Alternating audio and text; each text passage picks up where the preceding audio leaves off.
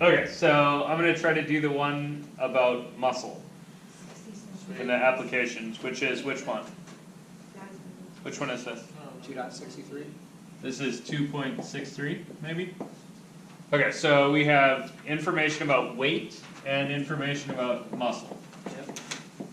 Okay, what are those informations? So a person who weighs 150 pounds has 60 pounds of muscle. Okay, so 150 pounds goes with 60 pounds of muscle. And then a different person with 180 pounds has 73 pounds of muscle. Okay. If X represents the body weight and Y represents the muscle weight, write an equation describing their relationship. Use this relationship to determine muscle weight of a person that weighs 170 pounds.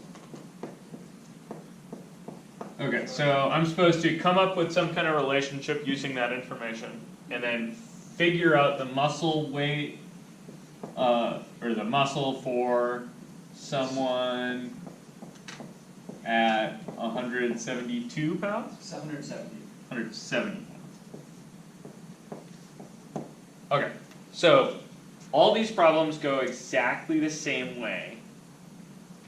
First things first, you need to figure out which variable is the one that explains things and which variable is the one that responds to things.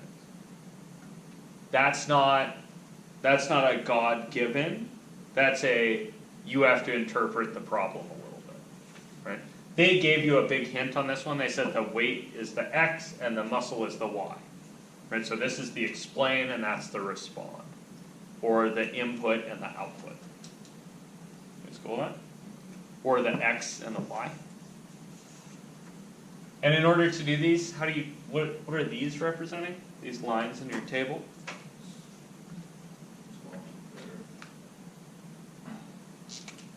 What? Your X and Y.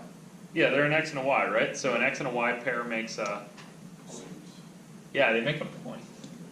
Like that's a point. Point. That's another point. With 2 points, what can you do? Find the slope. Yeah, you can make a line. First things first, you're going to have to find the slope. So you should be looking at the slope, right? And thinking, changing X over, changing Y over a change in X, sorry. rise per run, right? Change in Y per change in X. So your slope in this example is going to be, what's the change in Y? 72 minus 60. 72 minus 60, so 12 divided by 30.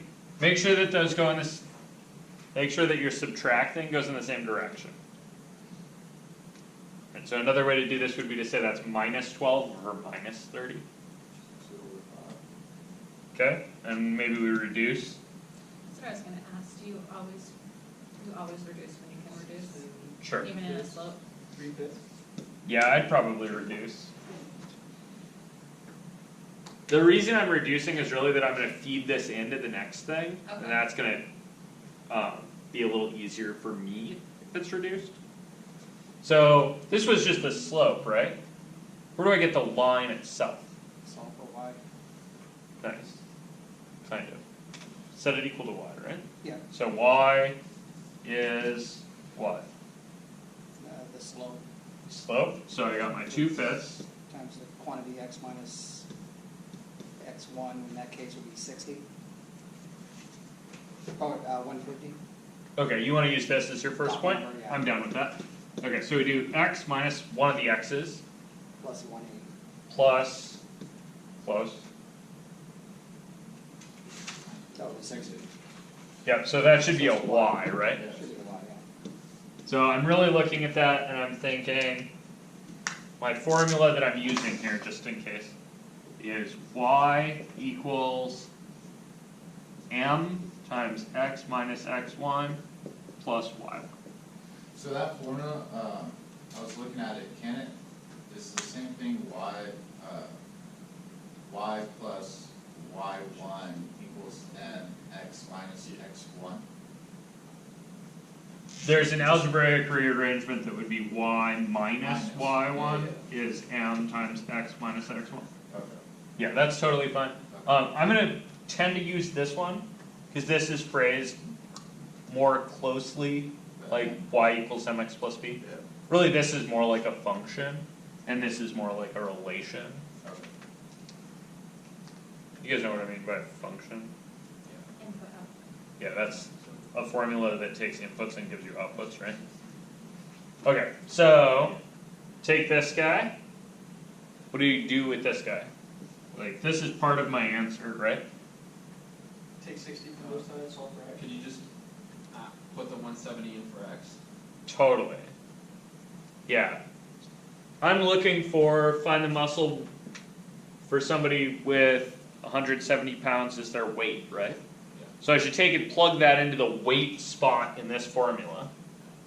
And then which one was the weight spot? Was it the y's or the x's? It was the x's.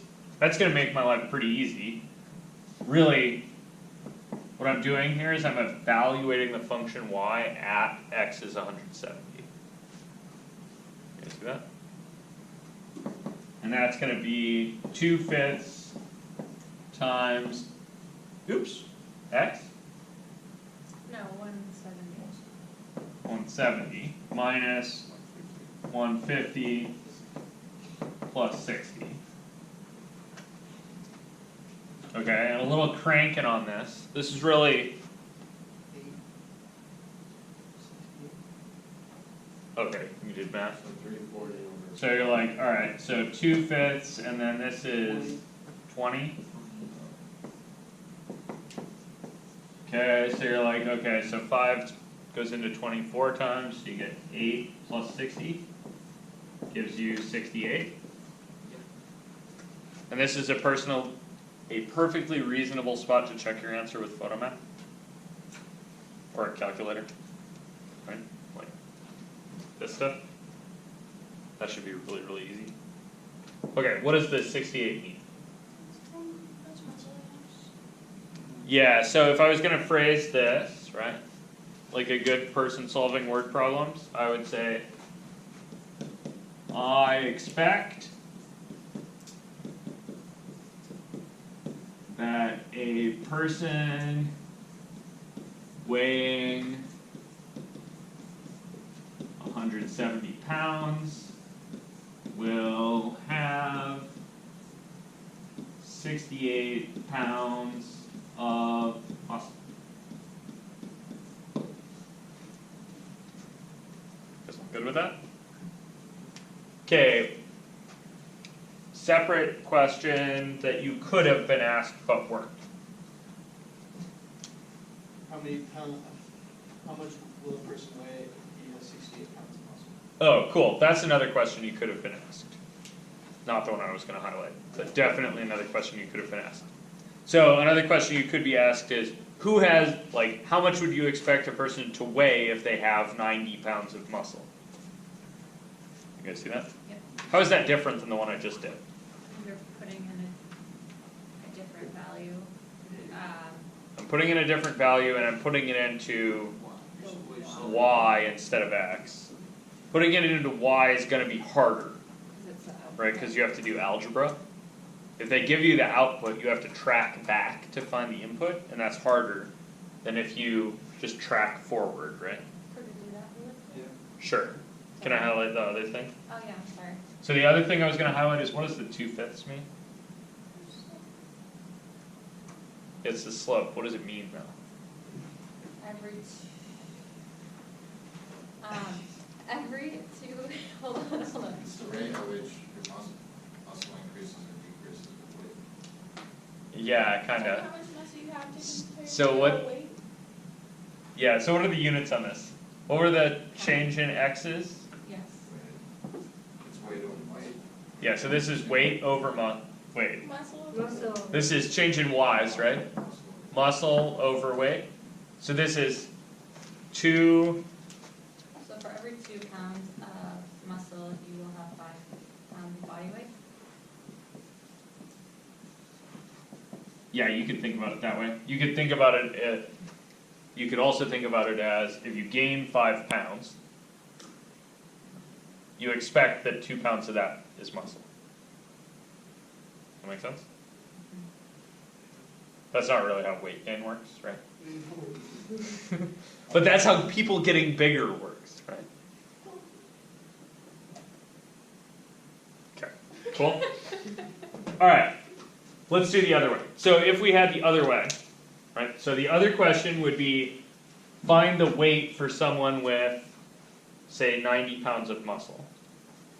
So I would put let me actually dump some of this stuff. So, weight for 90 pounds muscle? Question? So where does the 90 pounds of muscle go? To the Y. Goes in a Y? So that would be 90 is 2/5 of x minus 150 plus 60. And this would be a killer spot for photo math. Right? Because algebra's hard. Oh, you guys are champs. Algebra shit. Alright. Algebra? How do you solve? Knock 60 off both sides. So you get 30 is 2/5 times x minus 150. You take 2/5, so you multiply by 5/2. Yes! Kick ass. Nice work, Sammy.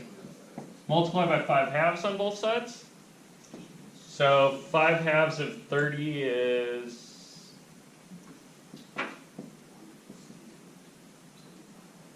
75.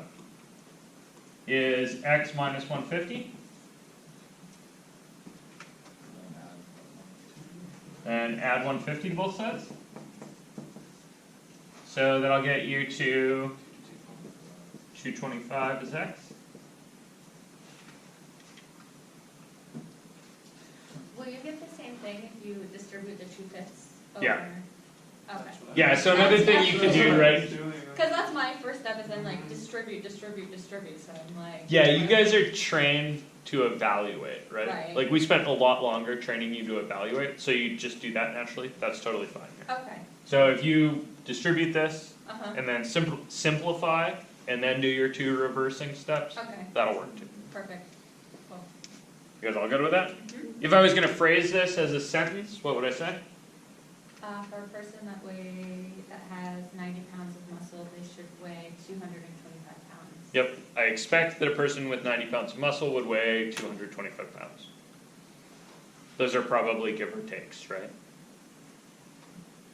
Would it have been cool, because when I looked at that, I was just gonna graph it and start my x at 150 and take it to 180, right? And then so in between I would have 160, 170, and then start my y at 60, and go up 5-unit increments, and then draw my line with the slope, and then just spitball and be like, yeah, if you weigh 170, you'd be around this much weight. Like, would that be okay as an answer, or would you want all that?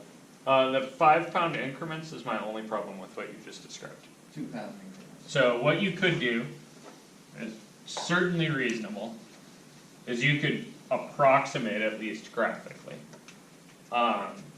This whole problem's kind of going to be an approximation by its nature, right? So I would be pretty okay with that here. So you might do, okay, so 150's here, 180's here, so 160, 170, right? This is exactly what you're talking about. Yeah. And then up here someplace is 60, and then over here and up here someplace is 72. And then you could like make some tick marks, be like, okay, so halfway between 60 and 72 is like 66. And then we could like, I don't know, connect this and then be like, okay, so the first question was about 170 pounds, right? So I go to 170 and kind of, well, if I trace that up and then trace it over here, I get to like a little more than 66. Yeah, that's a good approximation. This is a really good way to check your work. You can enter it in your graphing calculator too, in your table for the x and y values. Yep. And it will graph it, so if you just weren't sure. Yeah, so another thing you could do is you could graph the answer you got, right, when we got that line. Graph that thing, go into the table and check that these values are in there. And then you can even scroll in the table to 170 and find this 68 that should have been up, but. Scroll up. Yeah, that's a nice approach. I like that, actually. It's good.